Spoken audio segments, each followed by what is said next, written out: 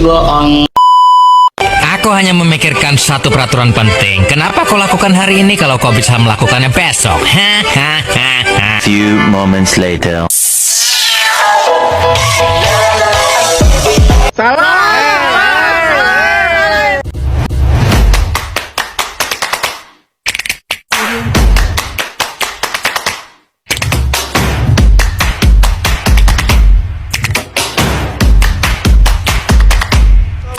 Assalamualaikum warahmatullahi wabarakatuh. Perkenalkan, nama saya Suhaini dengan NIM SF2306069.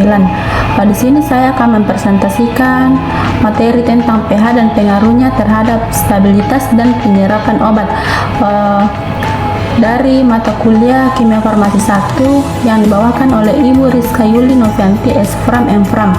Nah, pengertian pH. pH adalah ukuran yang menunjukkan tingkat keasaman atau kebasahan suatu larutan. Skala pH berkisar dari 0 hingga 14. pH kurang dari 7, larutan bersifat asam. pH sama dengan 7, larutan bersifat netral. pH lebih besar dari 7 itu larutan bersifat basa atau alkalin. Nah, pH dihitung berdasarkan konsentrasi ion hidrogen atau H+ dalam larutan dan merupakan parameter penting dalam berbagai bidang seperti kimia, biologi, dan lingkungan. Adapun poin-poin pH dan pengaruhnya terhadap stabilitas dan penyerapan obat. Yang pertama itu pH dan degradasi obat. Salisilamida mudah terhidrolisis karena banyak molekul ionik, sehingga degradasi cepat terjadi pada pH yang tidak stabil. Yang kedua itu validasi metode. Uji validasi metode analisis dilakukan untuk menjamin keakuratan hasil uji stabilitas. Yang ketiga itu profil pH laju reaksi.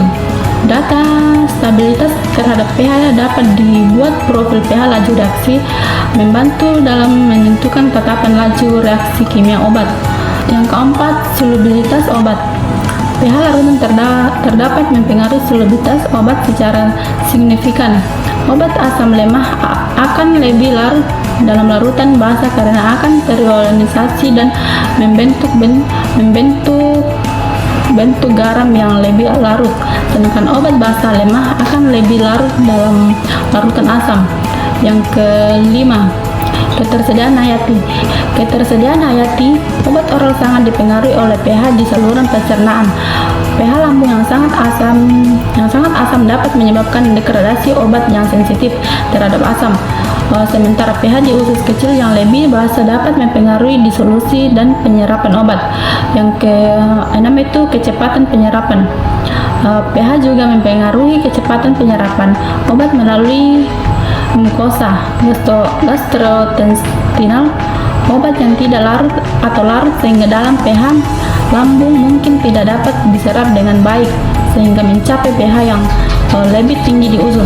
Nah, contoh obat dan aktivitasnya mengenai pH dan stabilitas. Yang pertama itu obat salisilamida. Aktivitas pH-nya itu salisilamida memiliki pH lemah dengan pKa 8,2 yang membuatnya rentan terhadap degradasi hidrolisis. Stabilitas pH-nya itu obat ini tidak stabil pada pH yang tidak tepat, sehingga perlu kontrol pH yang presisi dalam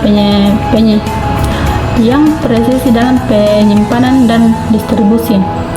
Obat yang kedua itu obat tablet furosemida. Aktivitas pH-nya itu furosemida bekerja sebagai diuretik kuat dan tidak tergantung pada pH larutan. Stabilitas pH-nya meskipun tidak tergantung pada pH, tablet furosemida masih rentan terhadap degradasi kimia yang dipicu oleh suhu tinggi.